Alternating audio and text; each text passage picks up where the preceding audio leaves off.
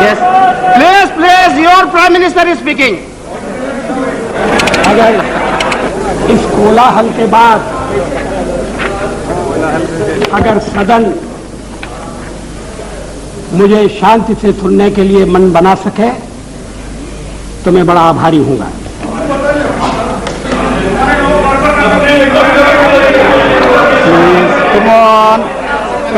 Come on. Yes. मेरे प्रस्ताव You are more disciplined. हुई चर्चा में जिन्होंने भाग लिया है, मैं उन सबको धन्यवाद देना चाहता हूं। ये सदन चर्चा के लिए है, जरूर शांतिपूर्ण चर्चा के लिए, संयमित चर्चा के लिए, तर्कपूर्ण चर्चा के लिए। कुछ मित्रों का प्रयत्न था कि कोई चर्चा न हो, तत्काल वोट ले लिया जाए और वो यहां से निकलते ही कुर्सी पर जाकर बैठ जाए। Like a child.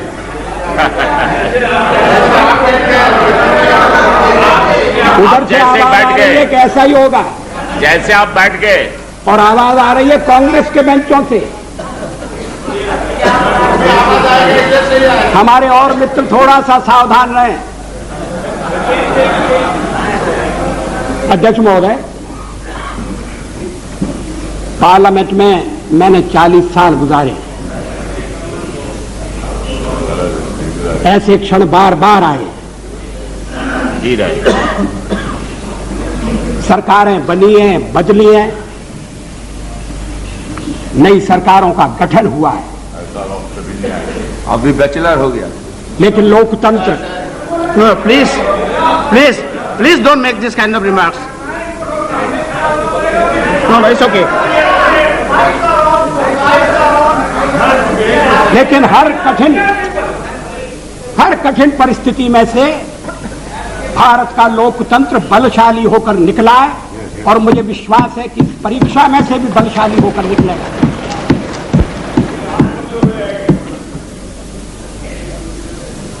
मैंने 40 साल आलोचना की है।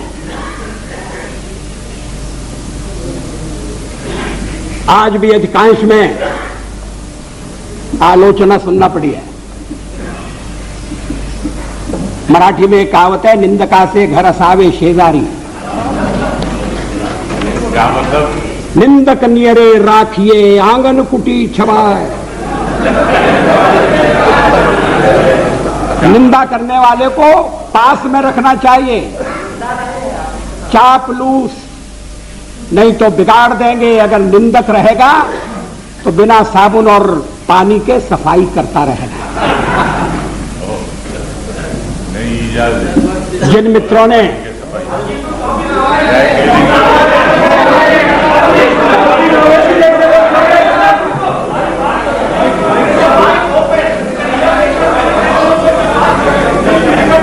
वो शिकायत कर रहे हैं, कौन? क्या शिकायत?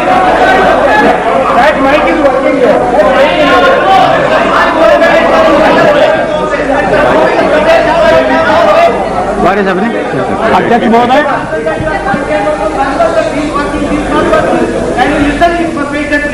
जिन्होंने प्रस्ताव का समर्थन किया है, उनको मैं विशेष रूप से धन्यवाद देना चाहता हूं। समता पार्टी के नेता श्री जॉर्ज फर्नांडिस, शिवसेना के नेता श्री सरपोतदार, अकाली दल के नेता बरनाला जी और हरियाणा पार्टी के जयप्रकाश जी, इन सब ने प्रस्ताव का समर्थन किया है। जिन्होंने आलोचना की है, मैं उनकी आलोचना का उत्तर दूंगा, मगर मैं विशेष रूप से श्री मरसोली मारान, थिरु मरसोली मारान, उनका उल्लेख करना चाहता हूं। I have a special word of gratitude for my dear friend, Thiri Marasoli Maran. Maran, I stand corrected.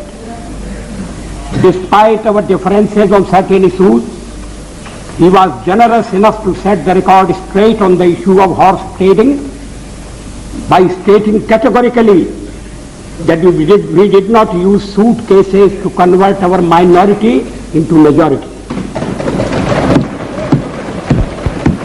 He has in fact demolished the baseless and politically motivated allegation leveled by some members.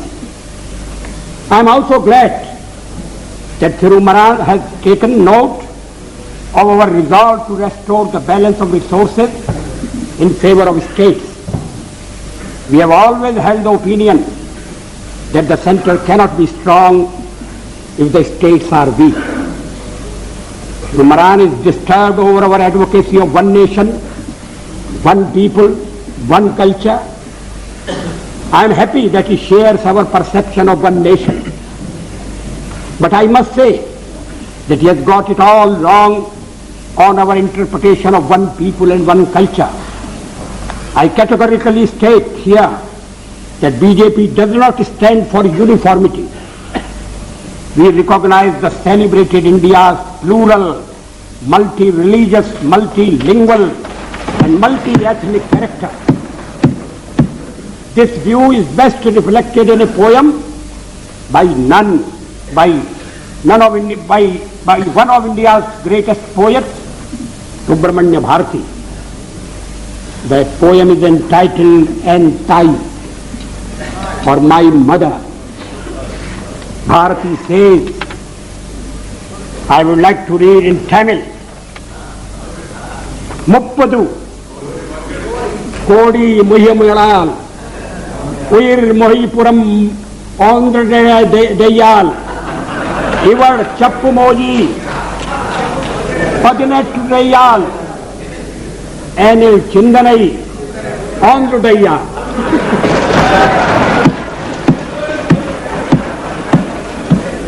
इसका मैं हिंदी में अनुवाद कर दूं. Thank you. This is not for the first time. I read something in Tamil in my address to the United Nations. इसका हिंदी अनुवाद इस प्रकार है. 30 कोटि, उस समय देश की आबादी 30 करोड़ थी. 30 कोटि मुखमंडल वाली है मेरी मां.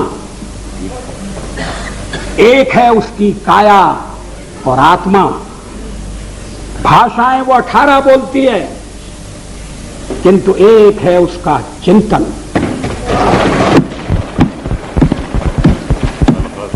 मित्रों, सभा अध्यक्ष महोदय,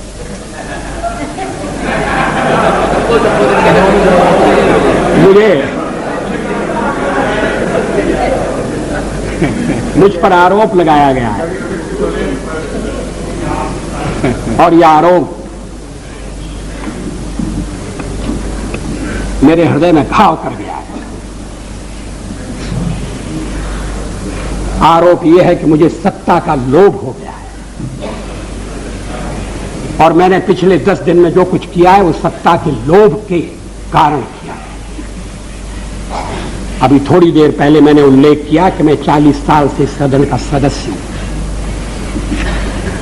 सदस्यों ने मेरा व्यवहार देखा है, मेरा आचरण देखा है. जनता दल के मित्रों के साथ मैं सत्ता में भी रहा हूं.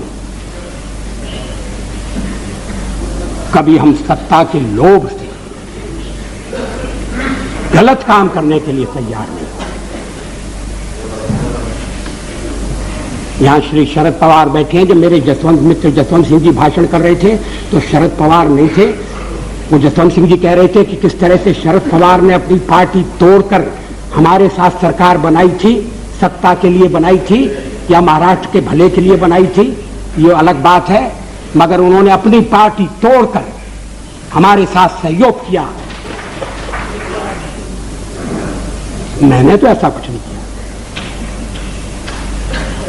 बार बार इस चर्चा में एक स्वर जनाए सुनाई दिया है कि वाजपेयी तो अच्छा है मगर पार्टी ठीक है.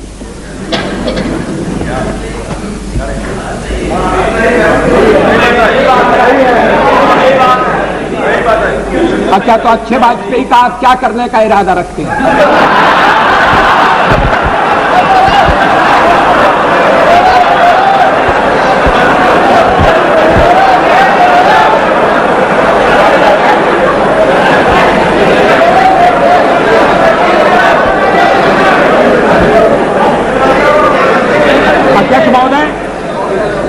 मैं नाम नहीं लेना चाहता, मैं शरद जी का भी नाम नहीं लेना चाहता, लेकिन पार्टी तोड़कर सत्ता के लिए नया गठबंधन करके अगर सत्ता हाथ में आती है तो मैं ऐसी सत्ता को चिमटे से भी छूना पसंद नहीं करता।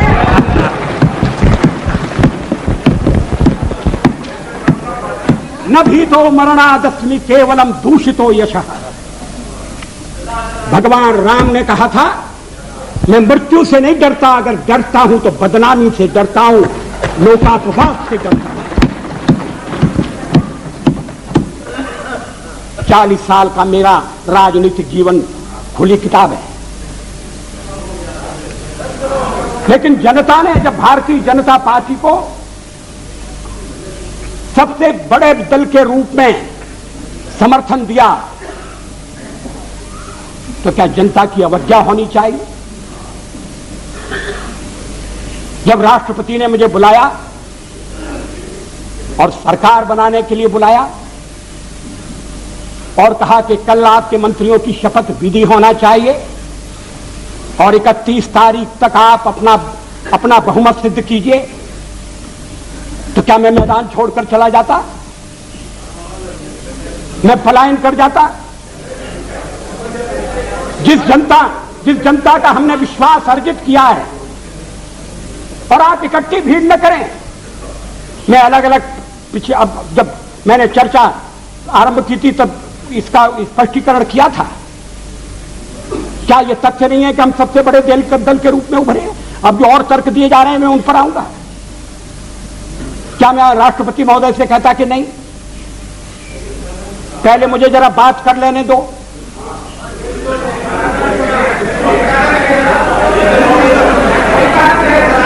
जब वो कह रहे हैं कि कल शपथ विधि होगी और मुझे समय दे रहे हैं 31 तारीख तक का, तो मैंने कहा कि 31 तारीख के जो समय दिया जा रहा है उसका मैं सदुपयोग करूंगा, अन्य दलों से चर्चा करूंगा, उनका समर्थन प्राप्त करने का प्रयास करूंगा, एक कॉमन प्रोग्राम के आधार पर हम आगे बढ़ सकें, इस तरह का वातावरण बनाने की कोशिश करूंगा। इसमें क्या आपत्ति की बात है? इसमें कौन सा सत्ता का लोभ है? और फैसला केवल मेरा अकेला नहीं था, पार्टी का फैसला था। अध्यक्ष महोदय, आखिर जब एक बार 31 तारीख शक्ति परीक्षण के लिए तय हो गई, और शक्ति परीक्षण पार्लियामेंट में ही हो सकता है, राष्ट्रपति भवन में या राजभवन में हो, ये तो इसका तो हमने कभी प्रतिपादन नहीं किया, तो सदन की बैठक बुलाना जरूरी था। सदन की बैठक में राष्ट्रपति का अभिभाषण जरूरी था। हम तो कोई और भी काम रख सकते थे, कम से कम राष्ट्रपति को उनके अभिभाषण के लिए धन्यवाद देने का काम तो रख ही सकते थे। लेकिन ऐसा आपने ऐसा नहीं होने दिया। मैंने भी संदेह पैदा हो इसलिए इस बात पर जोर नहीं दिया। जल्दी से जल्दी पहला अवसर, और इसलिए 27 तारीख और 28 को आज फैसला होने जा रहा है। हम बल दे सकते थे कि नहीं, हमें 31 तक का समय दिया गया है, हम कुर्सी पर बैठे रहेंगे। अध्यक्ष महोदय, कमर के नीचे वार नहीं होना चाहिए, नियत पर शक नहीं होना चाहिए। मैंने ये खेल नहीं किया है, मैं आगे भी नहीं करूंगा। लोकतंत्र एक व्यवस्था है। अब कहा, अब गिनाया जा रहा है आपको कितने % वोट मिले। हमने जो वेस्टमिनिस्टर की पद्धति अपनाई है उसमें वोट नहीं गिने जाते हैं, प्रतिशत नहीं देखा जाता है, उसमें सीटें देखी जाती हैं। दोनों काम साथ नहीं हो सकते। ये कोई लिस्ट पद्धति वाला प्रोपोर्शनल रिप्रेजेंटेशन नहीं है। और मैं इस पद्धति के दोषों को पहले से इंगित करता रहा हूं। कभी कभी ऐसा हो सकता है कि जिस दल को देश में बहुमत न हो वो दल अधिक सीटें लेने में सफल हो जाए। कभी कभी ऐसा भी हो सकता है कि वोट ज्यादा हो और सीटें कम हो। 1% वोट के अंतर से केरल में संयुक्त सरकार बनी, एक सरकार हट गई। 1% वोट का फर्क था। अब ये जो सीटों का अंतर है इसको मानकर चलना पड़ेगा। इस समय आपके वोट कितने, तो फिर मैं गिनाता हूं आपके अलग अलग वोट कितने, और वो गिनती आपके लिए घाटे की गिनती होगी। लेकिन आप कह रहे हैं कि नहीं, हम तो इकट्ठे हो रहे हैं। किस लिए इकट्ठे हो रहे हैं? क्या देश में स्थिर सरकार देने के लिए इकट्ठे हो रहे हैं? जवाबदेह सरकार देने के लिए इकट्ठे हो रहे हैं? मैं फिर उसको दोहराना नहीं चाहता। आपका अभी तक कार्यक्रम नहीं बना है।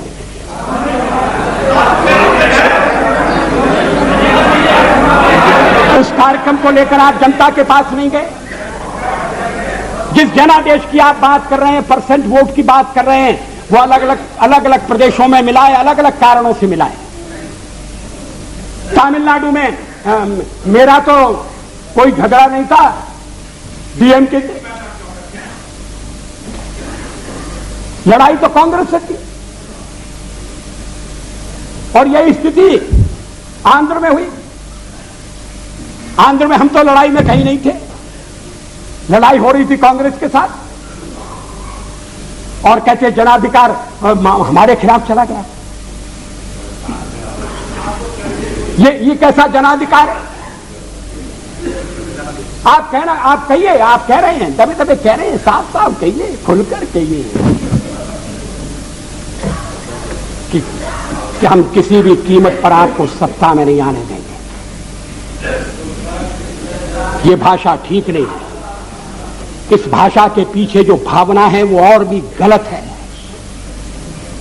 हिटलर का हुआ खड़ा किया जा रहा है इस सदन में। फासिस्ट वाद पैदा हो रहा है।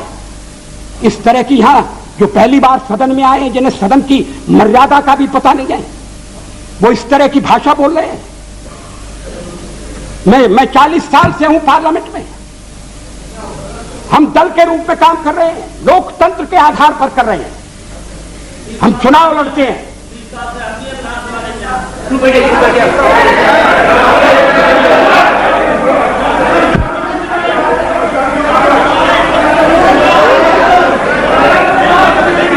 प्लीज अध्यक्ष महोदय, please have patience to listen.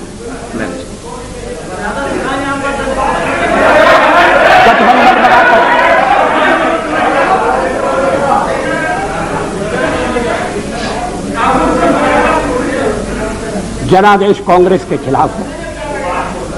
Congress की संख्या आधी रह गई है। अलग अलग क्षेत्रों में अलग अलग ढंग से लोगों ने अपनी राय प्रकट की है। अब सब अगर इकट्ठे आ रहे हैं और कांग्रेस का समर्थन प्राप्त कर रहे हैं, और कांग्रेस समर्थन देने को तैयार है। कल मेरे मित्र श्री जॉर्ज फर्नांडिस ने जो कुछ कहा, मैं उसको दोहराना नहीं चाहता।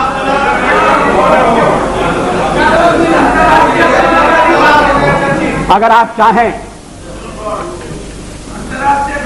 तो फैसला कर सकते हैं कि भाई हमने एक दूसरे को गाली दी होगी, मगर चलो छोड़ो, आज तो सबको मिलकर बीजेपी को गाली देना है। अगर ये सामूहिक निर्णय है, मुझे कुछ कहना नहीं, लेकिन इस तरह का निर्णय नकारात्मक होगा, इस तरह का निर्णय प्रतिक्रियात्मक होगा, इस तरह का निर्णय केवल हमें आने से रोकने के लिए होगा, और ये लोकतंत्र को स्वस्थ बनाने वाली परंपरा नहीं डालेगा। ये आज मैं आपको चेतावनी देना चाहता हूं। हम तो प्रतिपक्ष में बैठने के लिए तैयार हैं।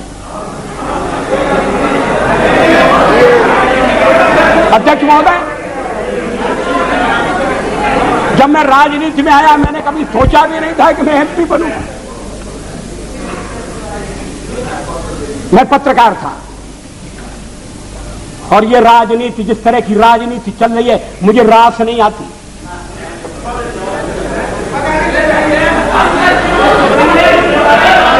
मैं छोड़ना चाहता हूं मगर राजनीति मुझे नहीं छोड़ती।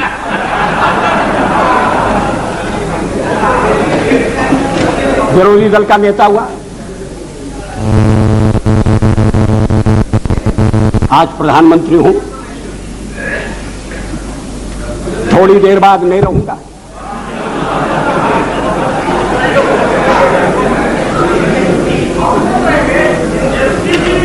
प्रधानमंत्री बनते समय कोई मेरा हृदय आनंद से उछलने लगा, ऐसा नहीं हुआ।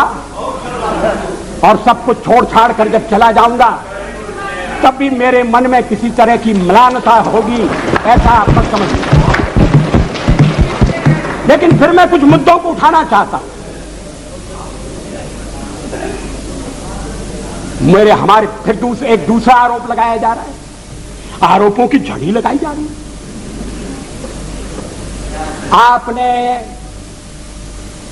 अनेक महत्वपूर्ण मुद्दों को छोड़ दिया। राष्ट्रपति के अभिभाषण में राम मंदिर की चर्चा नहीं है, 370 धारा समाप्त करने का उल्लेख नहीं है, और शादी ब्याह के समान कानून बनाने के बारे में भी जिक्र नहीं है। आपने स्वदेशी का भी परित्याग कर दिया, और ये बातें इस तरह से कही गई हैं जैसे ये बातें कहने वाले हमारे इस परित्याग से बड़े दुखी हैं। वो तो इन बातों की आलोचना करते रहे हैं, हमें इसलिए दोषी ठहराते रहे हैं कि हम राम मंदिर बनाना चाहते हैं। 370 हम खत्म करने की बात कर रहे हैं, हम देश की एकता कैसे कायम रखेंगे? शादी ब्याह का समान कानून हो, भले ही संविधान में लिखा हो, भले ही सुप्रीम कोर्ट ने मोहर लगा दी हो, आप कैसे कह सकते हैं? और आप कहेंगे तो आप देश की एकता के तोड़क होंगे। और हम अगर कहते हैं कि नहीं, ये हमारे इस समय के कार्यक्रम में नहीं है, हाँ इस समय का इसलिए कि हमें बहुमत नहीं है। हाँ सही है, कोई छुपना छुपाने की बात नहीं। बहुमत मिलने से करते आखिर हम बहुमत के लिए लड़ रहे हैं। ये है cat out of bag, now cat is out of bag. आखिर हम बहुमत, आखिर हमें जो जनमत मिला है, अगर आपको उस जनमत ने अस्वीकार कर दिया है तो हमें भी पूरी तरह स्वीकार नहीं किया। हम तो बहुमत चाहते थे लेकिन बहुमत हमें नहीं मिला। अब हम सबसे बड़े दल के रूप में उभरे हैं, तो हमारा प्रयास है कि कोई आम सहमति से कोई चीज बने, कोई चीज चले। और इसीलिए हमने विवाद की बातों का उल्लेख नहीं किया। इस पर क्या आपत्ति है? अभी यूनाइटेड फ्रंट बनने जा रहा है, बहुत अच्छा, बन गया तो बहुत अच्छा है। अभी कार्यक्रम बनने वाला है, वो भी बन गया। तो क्या उस कार्यक्रम में मार्क्सिस्ट पार्टी की जितनी भी विचारधारा है, मार्क्सिस्ट पार्टी का जितना कार्यक्रम है, वो ज्यों का त्यों पूरे का पूरा समाविष्ट कर लिया गया है। और अगर कर लिया गया है तो मार्क्सिस्ट पार्टी फिर सरकार से दूर क्यों रह रही है?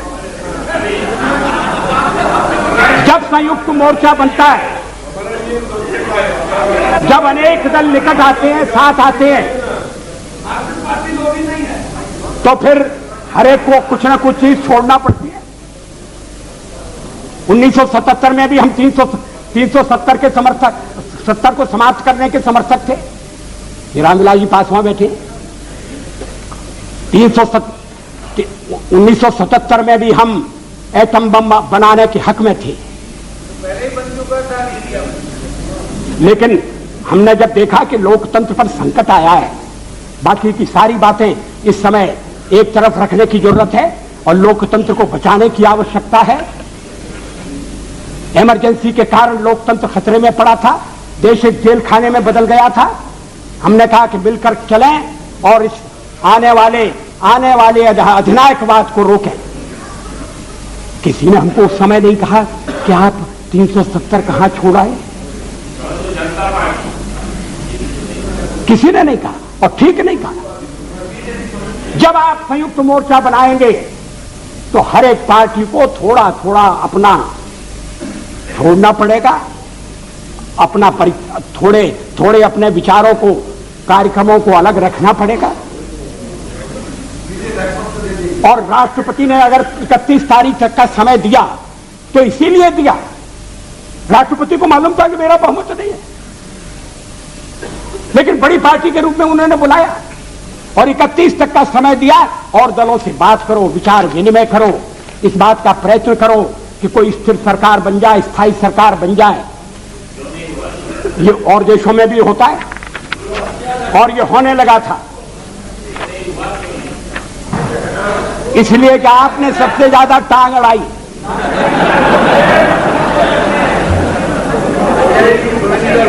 Totally isolated in the country. Why don't you consider that? We are not isolated. Yes, you are. Totally isolated. हमारे समर्थन में इस समय ये बात ठीक है, हमारे साथ कोई नहीं है, और फिर जब हम कहें कि हमारे साथ अकाली दल है जो अभी चुनाव जीत कर आया है। He is not pro BJP, he is anti Congress. That is why he is. You are pro Congress.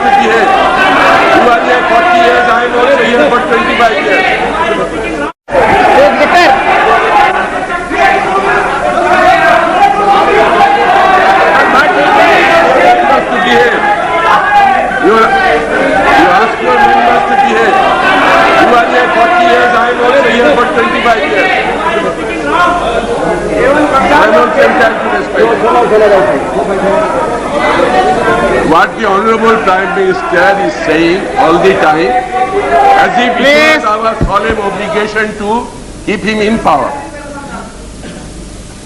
That is what we have been trying to find out from yesterday. If the majority of the members are not supporting you, is it the fault of the members? Other members who are not supporting you? I have got my own perception. I have got my own policies and programs.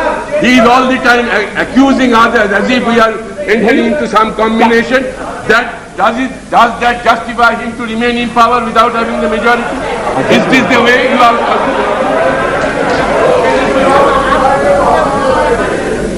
कल से मैं आलोचना सुन रहा हूं और जरा सी आलोचना इनसे सहन नहीं हो रही है।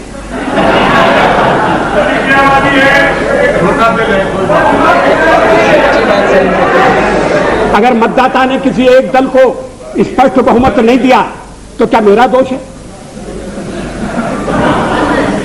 और हमें सबसे बड़ी पार्टी के रूप में काम करने का अवसर दिया क्योंकि लोग परिवर्तन चाहते थे, यह भी हमारा दोष है। Majority Acharya please. अध्यक्ष महोदय, मैं पश्चिम बंगाल की बात नहीं कर रहा हूं, मैंने कल उसका उल्लेख किया था। किस तरह से सीटें घटी हैं, किस तरह से वोट घटे, वो बात अलग है। Come back to power with 2/3 majority. Don't forget. For the fifth time. I think it's okay. World record. Mr. Chatterjee, please let the Prime Minister speak. अध्यक्ष महोदय, ये बात मेरी समझ में नहीं आती। अरे आप साफ हो जाओगे भाई। प्लीज, कि जो दल अलग अलग चुनाव लड़े थे, जो दल अलग अलग चुनाव लड़े थे, एक दूसरे के विरुद्ध चुनाव लड़े थे, वो अब साथ आने के बाद ये कह रहे हैं कि मैंडेट मिला है बीजेपी के खिलाफ, नहीं लड़ी और उसके लिए 82% लोगों ने वोट दिया है। ये विचित्र तर्क दिया जा रहा है। आप यूनाइट कर चुके हैं, ये बहुत अच्छी बात है, हमारे सामने नहीं। अरे बस तो आपको मांगता है दो दफा जीत का दो पार्लियामेंट जीत का Prime Minister to L or not to L? मैं आज दादा, मैं आज तुमसे बात पाए दादा, ये they don't listen to you. What is that Why I am trying to help them, they don't listen. What you want you wanted till 31st what is that you propose आप तो आ जाओ। अंत में वो भी आ जाएगा Have some patience. Let the Prime Minister continue. Please continue. मगर इतनी चर्चा चली, पहले तो आप चर्चा ही नहीं चाहते थे, और चर्चा चली तो सदस्यों ने रुचि ली और अच्छी बहस हुई, और निर्णय का वक्त आ जाएगा, आ गया। अभी भी आपको परेशानी हो रही है इतनी जल्दी सत्ता में जाने की। मुझे वो दिन याद है जब जनता पार्टी को तोड़कर आप चौधरी चरण सिंह जी को साउथ ब्लॉक ले गए थे और उनकी कुर्सी के पीछे खड़े होकर आपने फोटो खिंचाया।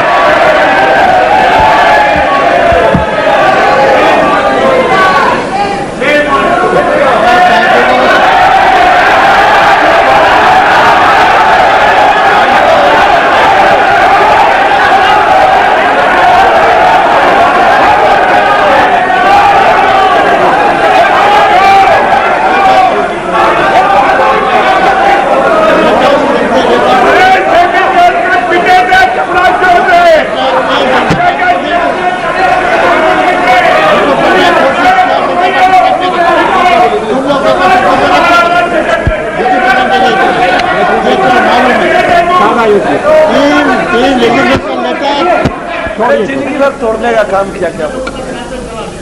ये झूठे पटक देखिए मैंने तो भय पड़ दिया अध्यक्ष महोदय, मैंने छोड़ दिया अरे mister Patnaik, How can you say that?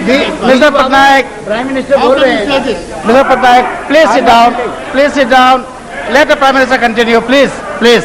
अध्यक्ष महोदय, मुझे अपना बहुमत बनाने के लिए जो समय मिला था मैंने उसका उपयोग किया। मैंने अनेक दलों से अलग अलग बातें की। कुछ दल हमारे साथ आए हैं, कुछ दलों ने अपनी कठिनाई प्रकट की है, कुछ दलों का कहना है कि आपके साथ आने में हमें एक ही आपत्ति है कि हमारे कुछ वोट जाने का खतरा है। भारतीय जनता पार्टी के सहयोग के कारण अगर वोट जाते हैं, मैं समझ सकता हूं कि हर राजनीतिक दल को वोटों की चिंता करनी है, मगर ये वोटों का खेल किस सीमा तक जाएगा, किस हद तक जाएगा? क्या इसके सामने देश हितों की उपेक्षा कर दी जाएगी? हम माइनॉरिटीज की बात करते हैं कि उन्हें पूरा संरक्षण मिलना चाहिए, बराबर का अवसर मिलना चाहिए, अधिकार होना चाहिए, तो हमें कहा जाता है कि हम जो कुछ कहते हैं उस पर आचरण नहीं करते। आखिर सदन में बातचीत हो सकती है, चर्चा हो सकती है, जिन प्रदेशों में हमारी सरकारें मिली है बनी है वहां आचरण हो सकता है, और आप हमें केंद्र में समय देकर देखो और हम सारी बातें अमल में लाकर दिखा देंगे। मगर ये मेरी समझ में नहीं आया कि जो सबसे बड़ी माइनॉरिटी है उसकी তো चिंता है, मगर जो 2% है, अभी बरनाला जी का दर्द आपने सुना, उसकी पीड़ा नहीं। अध्यक्ष महोदय, मुझे वो दिन याद है, दिल्ली में दंगों के बाद और सिख भाइयों के कत्लेआम के बाद मेरा भाजपा का एक कार्यकर्ता मुझसे रात के अंधेरे में मिलने के लिए आया। मैं उसको पहचान नहीं सका। पहचान नहीं सका क्योंकि उसके बाल कटे हुए थे, उसके केश कटे हुए थे, दाढ़ी कटी हुई, केश कटे हुए थे। मैंने कहा तुम वही हो? तुमने ये क्या रूप बनाया? रात में क्यों आए हो? चुप कर क्यों आए हो? चोरी छिपे क्यों आए हो?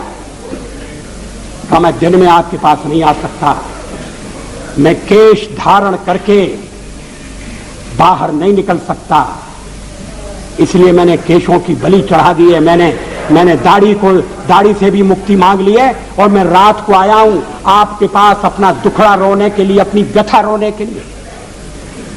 उस समय हमने दिल्ली के सिखों की वकालत की थी, चुनाव में हमें घाटा हुआ। सिख विरोधी भावना भड़काकर कांग्रेस ने सत्ता हथियाई। हमने ऐसा पाप कभी नहीं किया।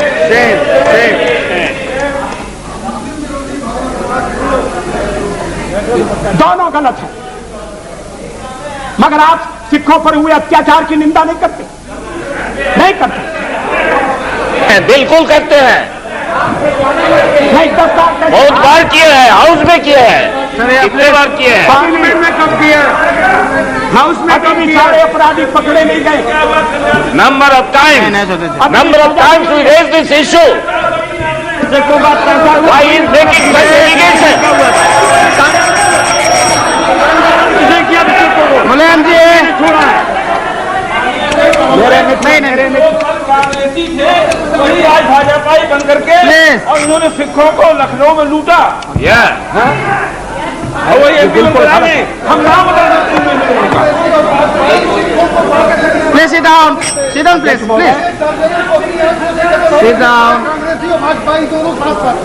चलो, मेरे मित्र श्री मुलायम सिंह जी इस मामले में न बोले तो ज्यादा अच्छा होगा। उनके शासनकाल में, प्लीज सिट डाउन, उनके शासन जिस तरह से उत्तरांचल की मांग करने वाली महिलाओं के साथ जो दिल्ली प्रदर्शन के लिए आना चाहती थी, बलात्कार हुआ जो कोर्ट ने जिसकी पुष्टि कर दी है, उसके बाद मुलायम सिंह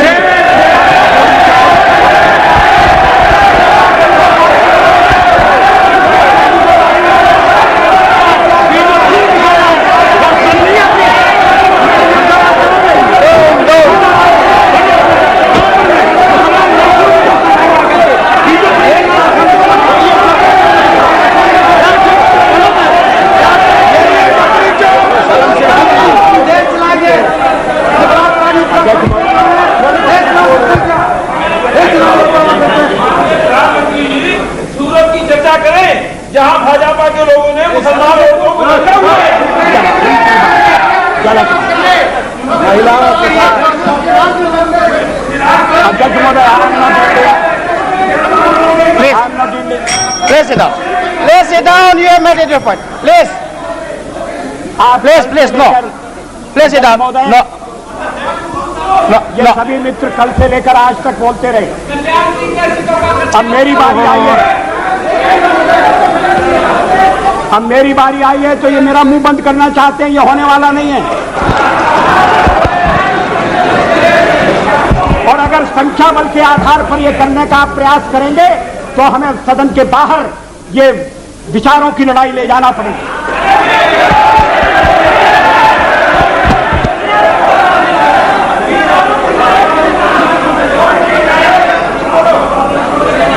अध्यक्ष महोदय,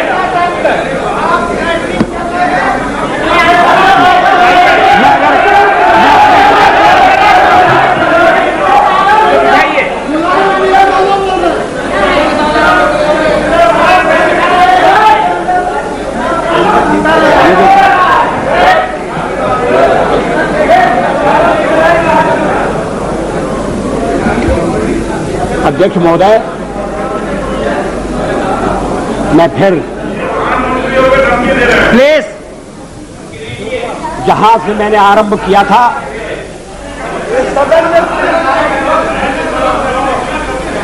वहां अपने भाषण को ले जाना चाहता हूं। देश में ध्रुवीकरण नहीं होना चाहिए, न सांप्रदायिक आधार पर, न जातीय आधार पर, न राजनीति ऐसे दो खेमों में बंटनी चाहिए कि जिनमें संवाद न हो, जिनमें चर्चा न हो। देश आज संकटों से घिरा है और ये संकट हमने पैदा नहीं किए। जब जब कभी आवश्यकता पड़ी संकटों के निराकरण में हमने उस समय की सरकार की मदद की है। उस समय के प्रधानमंत्री नरसिंह राव जी ने भारत का पक्ष रखने के लिए मुझे विरोधी दल के नेता के नाते जेनेवा भेजा था और पाकिस्तानी उसे देखकर चमत्कृत रह गए। उन्होंने कहा कि ये कहां से आए हैं, क्योंकि उनके यहां विरोधी दल का नेता ऐसे राष्ट्रीय कार्य में भी सहयोग देने के लिए तैयार नहीं होता, वो हर जगह अपने सरकार को गिराने के काम में लगा रहता है। ये हमारी परंपरा नहीं है, ये हमारी प्रकृति नहीं है। और मैं चाहता हूं ये परंपरा बनी रहे, ये प्रकृति बनी रहे। सत्ता का खेल तो चलेगा, सरकारें आएंगी जाएंगी, पार्टियां बनेगी बिगड़ेंगी, मगर ये देश रहना चाहिए, इस देश का लोकतंत्र अमर रहना चाहिए। क्या ये आज के वातावरण में कठिन काम नहीं हो गया है? ये चर्चा तो आज समाप्त हो जाएगी, मगर कल से जो अध्याय शुरू होगा उस अध्याय पर थोड़ा गौर करने की जरूरत है। ये कटुता बढ़ना नहीं चाहिए। मैं नहीं जानता यूनाइटेड फ्रंट ने श्री देवेगौड़ा को किस आधार पर अपना चौथे नंबर का नेता चुना है। वो यूनाइटेड फ्रंट की फर्स्ट चॉइस नहीं थे, वो तो फोर्थ चॉइस थे। मगर जो इनकी फोर्थ चॉइस थे, अब वो देश की फर्स्ट चॉइस होने वाले हैं। मैं समझ सकता था नहीं, और उसका कारण ये है, अध्यक्ष महोदय मुझे खेद है,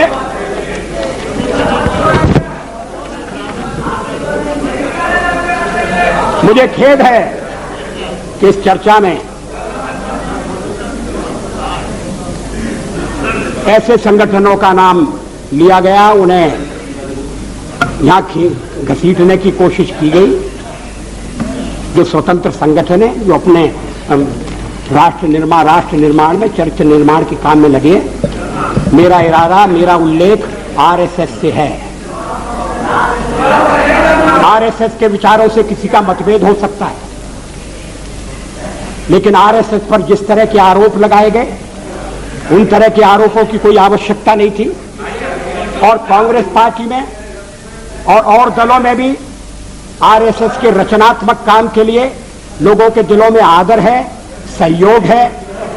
अगर वो दुखियों की बस्ती में जाकर काम करते हैं, अगर वो जाकर आदिवासी इलाकों में शिक्षा का प्रसार करते हैं, तो इसके लिए उनका अभिनंदन होना चाहिए, इसलिए उनको पूरा सहयोग दिया जाना चाहिए।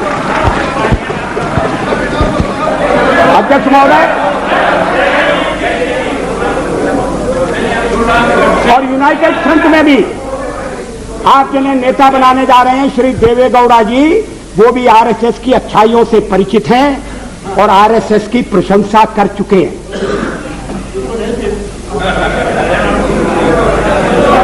अभी आरएसएस की 20th एनिवर्सरी हुई थी। आरएसएस की ओर से संगठन के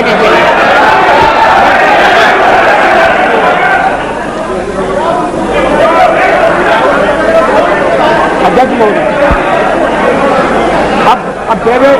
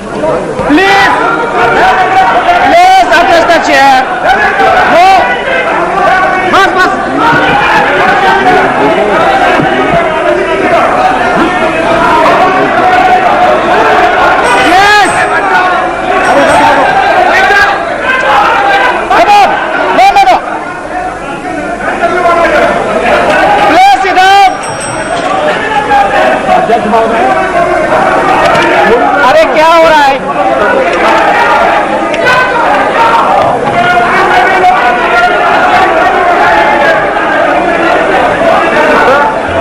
मंत्रिमंडल बन जाएगा। पास खड़े होते हो साथ में।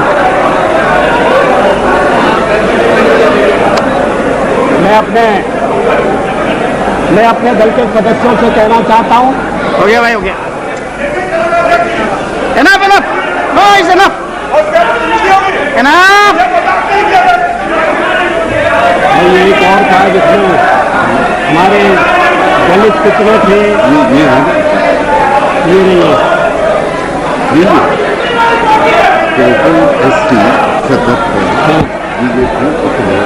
अध्यक्ष महोदय,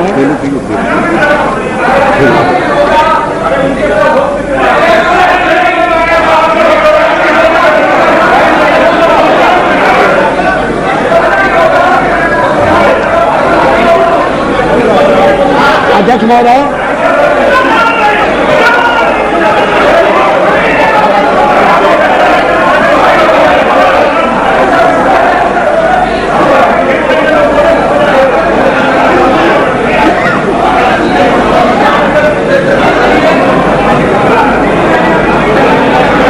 अध्यक्ष महोदय, Order, please.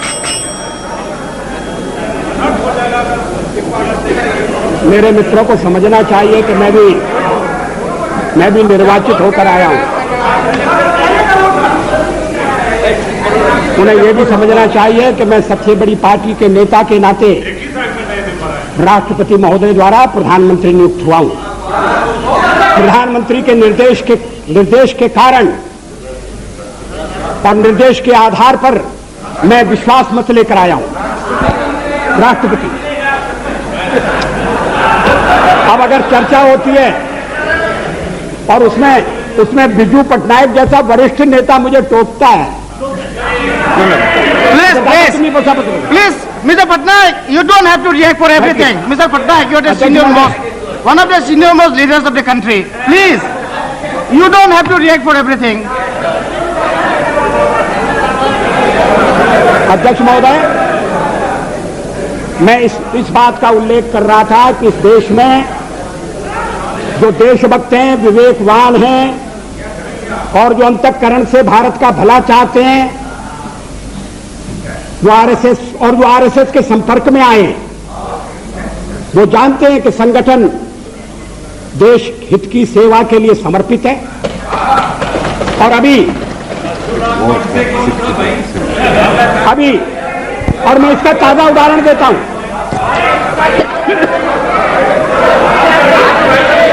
मैं इस बात का उल्लेख नहीं कर रहा कि चीनी आक्रमण के बाद पंडित नेहरू के नेतृत्व में रिपब्लिक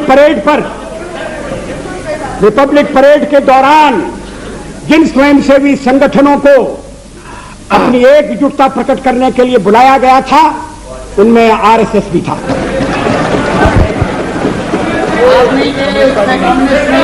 स्वर्गीय, उसमें कम्युनिस्ट नहीं थे। कम्युनिस्ट तो क्या भूमिका अदा कर रहे थे मैं कहना नहीं चाहता। श्री लाल बहादुर शास्त्री के जमाने में वो भी भारत के प्रधानमंत्री थे, लोकप्रिय प्रधानमंत्री थे। जब देश पाकिस्तान के साथ हमारी लड़ाई हुई और उन्हें दिल्ली में कंट्रोल करने के लिए और ऐसे शिक्षित लोगों की आवश्यकता थी, तो आरएसएस के स्वयंसेवक या कंट्रोल करते थे, ट्रैफिक को कंट्रोल करते थे। किसी ने उन पर आपत्ति नहीं की। अभी इमरजेंसी के खिलाफ अभी बेंगलोर में एक सम्मेलन हुआ था और जिसको संज्ञा दी गई थी सेकंड फ्रीडम स्ट्रगल की, और उसमें श्री देवेगौड़ा उपस्थित थे। उन्होंने जो भाषण दिया उसका अंश मेरे पास है। मैं कोट कर रहा हूं, RSS is a spotless organisation. In my 40 years, वो तो देवेगौड़ा जी तो यहाँ है नहीं।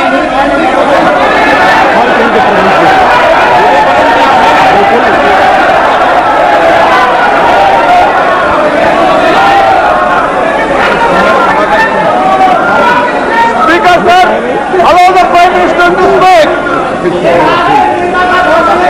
जब मोदी क्या हो रहा है, क्या कर रहे हैं, ये तो पढ़ा जाए। Allow the Prime Minister to put forth the facts.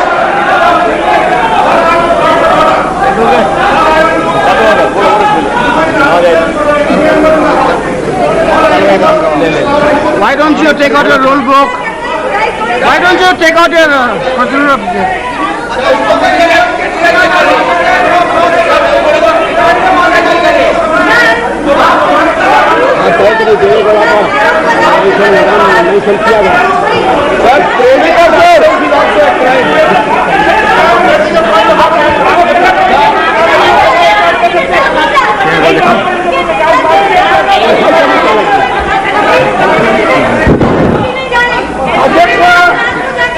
अध्यक्ष महोदय, क्या उनकी किताब से दे रहे हैं या किसी हाउस का आप प्रोसीडिंग है? taking name of somebody. What is the rule about taking name of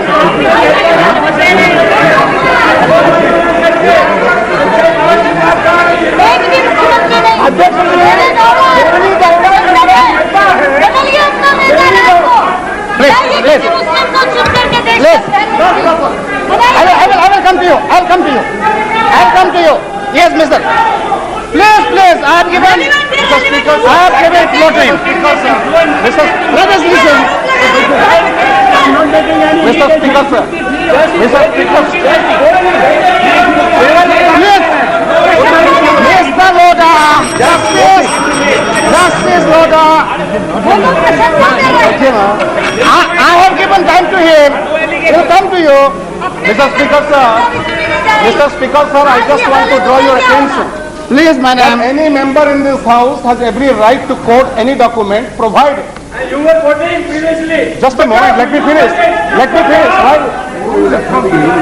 Mr. Speaker, sir, but without any document, before authentication and before your prior permission, and that too, if any person is absent about him, nothing should be made public because he has no right to reply to this house, sir.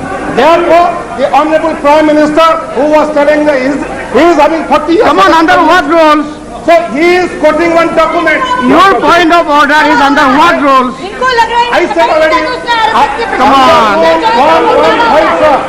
Under rule 115, sir, the member which is once misquoting and directing the, and unnecessarily making this allegation against Mr. Davegowda, having no relevance, and the accusation is absolutely false and fabricated. Absolutely false and fabricated. He is trying to malign Mr. Davegowda in a manner that he is trying to make confusion among the United Front. That is his intent. That is his intent. And the Prime Minister should not go. He was talking below today. He is very much going to the debate. Sir, again, but again I am going to several newspapers in Bangalore which can authenticate the statement of Devegowda where he said about RSS, Nishkalanka Charitrena Devegowda. I can give you Kannada Prabha to Indian Express and it is authenticated. It is quoted from newspaper, sir. What is the feeling in it? What is the feeling in it? Wait, Speaker, sir, it's gone notice to almost all the newspapers of Karnataka. Sir, he is giving it. I will allow you. I will allow you. One by one, please. One by one, one by one. Mr. Ahmed, I will come to you. I will come to you. Listen, Speaker, sir, what happened to your ears? Do you have ears? Have you got ears or not? Yes. Come on. Sit down. I have given him the permission to speak first. Sir, I draw your attention to Rule 353. No allegation of a defamatory or it is not an allegation made by a member against any person unless the member has given adequate advance notice to the speaker and also to the minister concerned so that the minister may be able to make an not only minister, members also.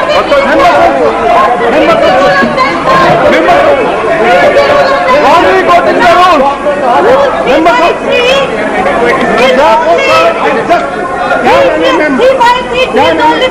Chair can assist us also in this matter. So the chair can assist also. Can any member? Yes, exactly. Rule पढ़ते नहीं है, एक rule 353 पढ़ा। Rule पढ़िए ना, आप पढ़ा लीजिए। ठीक है, आप पढ़िए। हमने पढ़ा। मैं आ रहा हूँ, आप पढ़ लीजिए 353। What are the statements? Prime Minister is telling. Mr. Minister is almost all the newspapers of Karnataka. Honorable Speaker.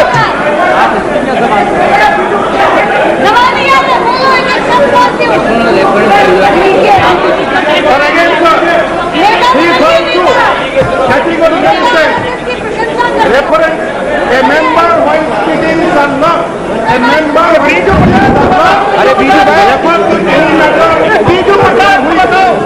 tourism, Islamic spending, make personal reference by your.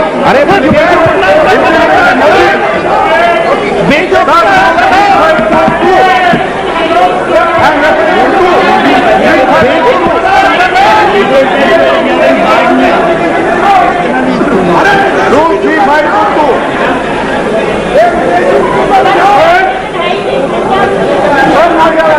विदेशी Biju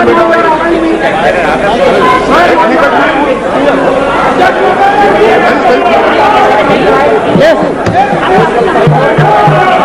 Have you finished? Mr. Jena, have you finished? Anyway, you are finished. Honorable Speaker, the rule 353. Let us listen to him. Sir, the rule 353 is very clear.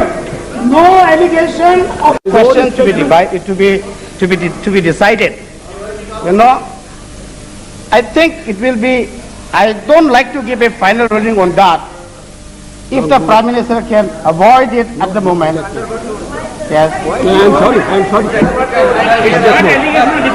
Will you allow me to? Yeah, Prime Minister. अध्यक्ष महोदय, मैं बेंगलोर में आयोजित एक समारोह का उल्लेख कर रहा हूं, जिस समारोह में अन्य लोगों के अलावा श्री देवेगौड़ा उपस्थित थे। वो इमरजेंसी के खिलाफ आयोजित समारोह था। वो उस समारोह की तारीख है 26 जून 1995। अगर श्री देवेगौड़ा का बयान गलत होता, अगर जो अखबार में छपाए और क्या सब अखबारों में गलत बयान छपता? आप सुनिए। प्लीज। अध्यक्ष महोदय, इस बयान का कोई खंडन नहीं आया। श्री देवेगौड़ा अगर इस बयान को गलत समझते, अगर ये मिस रिपोर्ट हुआ है तो खंडन भेज सकते थे, क्लैरिफिकेशन भेज सकते थे। ऐसा तो उन्होंने नहीं किया। अब अध्यक्ष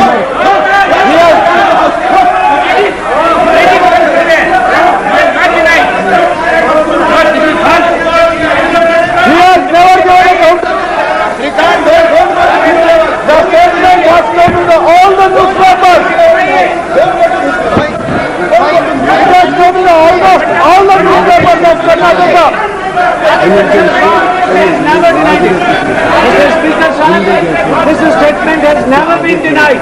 It has never been contradicted. It stands as it is. We have never seen any contradiction. Show me the contradiction. We don't have any public contradiction. Yeah, we have the statement. How can you prevent from reading this? Misleading now. Joshi ji, Mr. Prime Minister, now the honorable member, Mrs. Jena, is now on record. Please.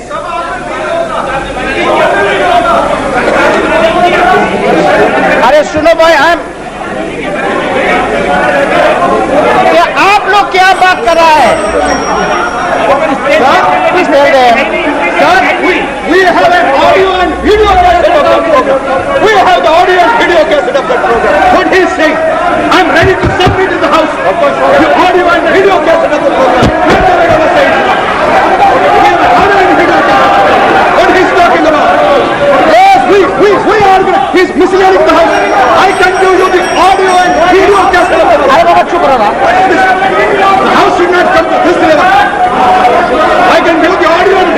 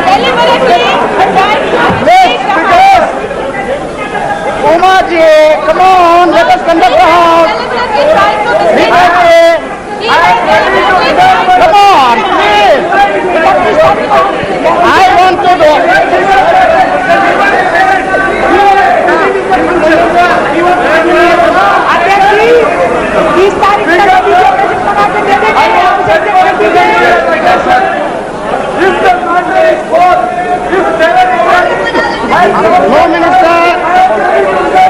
No minister is speaking.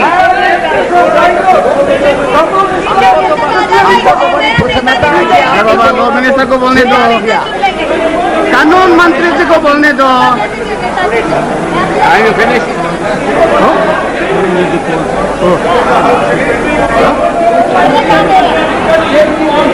भाई साहब एक और तो आप विरोध करते हैं sir, एक और आप जो भी आ रहे थे We have already contradicted. We have already contradicted, but if the Prime Minister wants to read, let him read. जो आरएसएस का प्रशंसक है, आरएसएस की शाखा में गया हुआ है। Okay, all right. If the Prime Minister, Shura Baba, I'm here. If the Prime Minister is willing to authenticate the document, go ahead. Mr. Speaker, apart from authenticating the document, we have present the business. I submit only one thing. Prime Minister is agreed. I submit only one thing for your consideration. Yeah. It is not a small thing that is being said, sir, that the Prime Minister authenticated the document. Please reflect on what you have said. No, a member who quotes a particular sentence. You, sir, I do not wish to argue. No. You said, you first denied Okay, the right to... I modify my statement. Then Whether the honourable member. that you can quote it, Okay. you go to this. I modify my statement. The honourable member who is quoting, if he is willing to authenticate, it can be quoted. Mr. Speaker, sir, No. No. No. Will you kindly hear me for 2 minutes?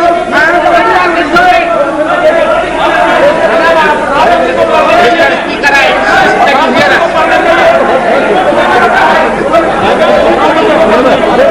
The law minister.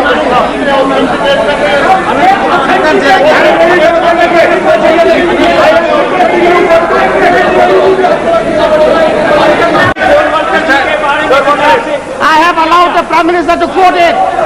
Yes. He can quote. And he is doing it as a right, not by grace of anyone.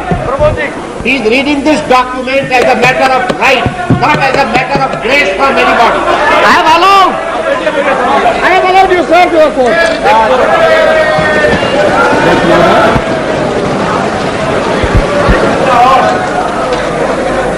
How much time is left? I am not responsible for this. I am sorry. I must have my say. मैं यहाँ किसी की कृपा से नहीं आया हूँ और किसी कृपा से नहीं बोलूंगा।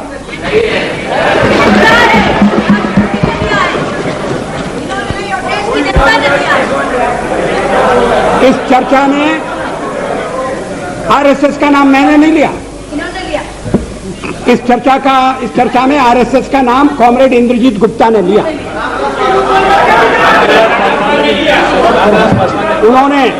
उन्होंने आरएसएस के साथ हमारे संबंधों का भी निरूपण किया। अब आरएसएस के बारे में क्या राय है, और अगर श्री देवेगौड़ा जैसे व्यक्ति की राय है तो अभी तक क्या हुआ था?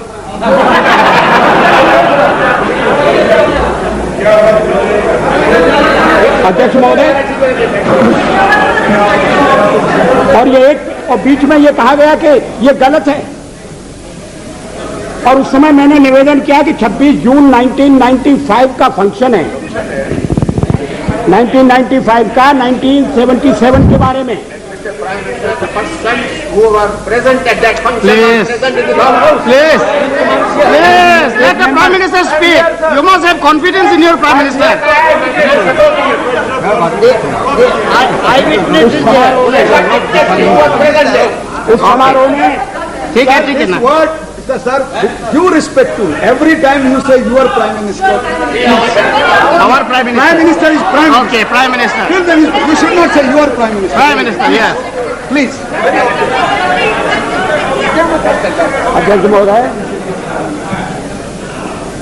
आरएसएस ये देवेगौड़ा ने जो कुछ कहा वो इस प्रकार है। RSS is a spotless organisation.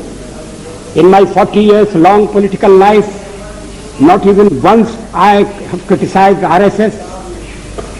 The Chief Minister said that he is telling this with utmost responsibility. He said that he has no two opinions regarding RSS active role during emergency. People who were with Mrs. Gandhi during emergency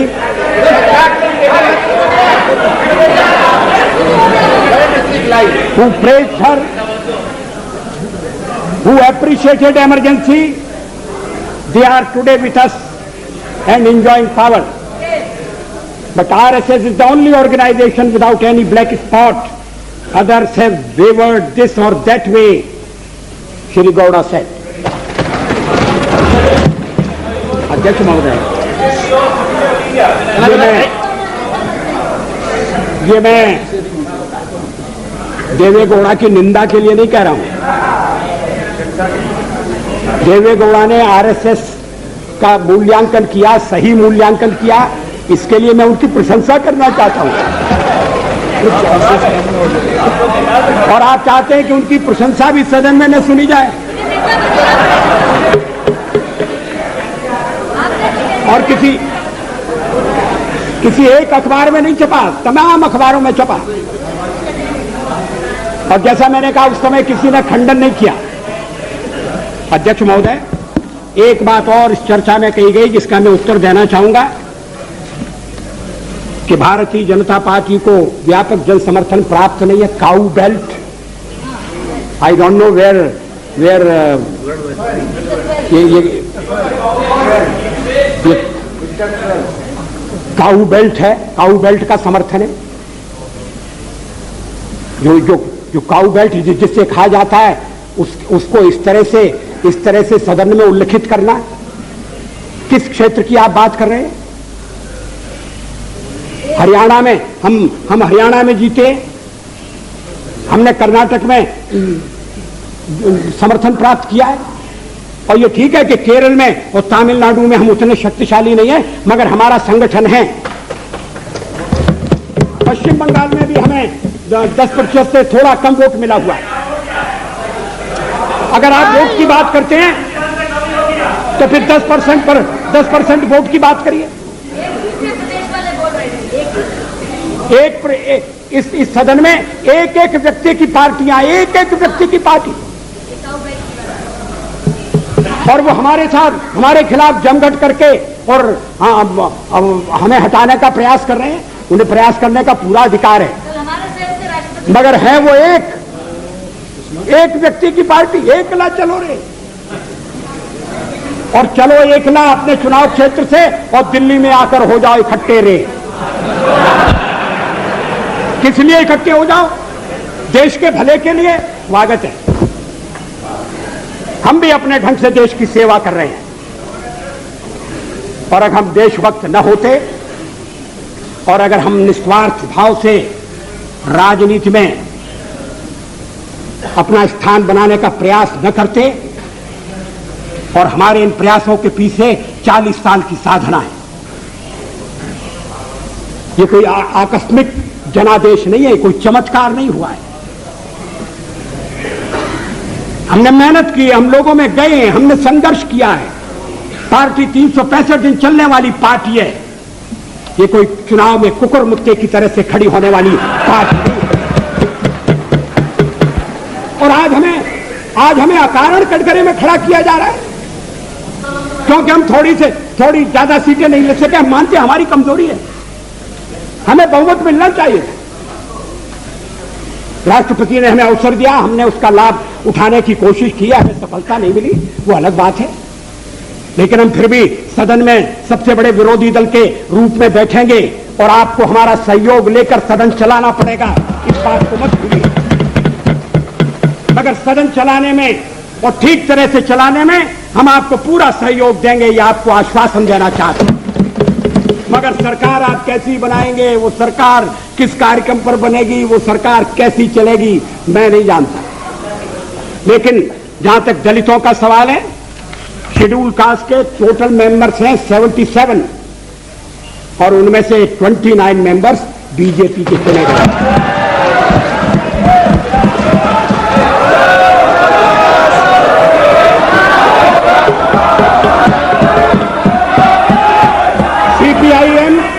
CPIM के 5 member हैं, CPI 1 member है, Congress 15 member हैं, Janata Dal 7 member हैं और सबसे ज्यादा हमारे member हैं।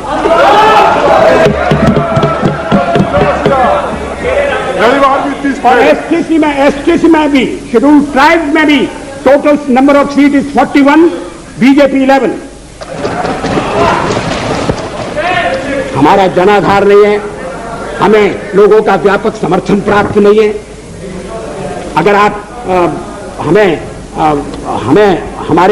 हमें छोड़कर सत्ता बनाना चाहते हैं और आप समझते हैं कि वो सरकार टिकाऊ होगी, मुझे तो उसके टिकने के लक्षण नहीं दिखाई देते।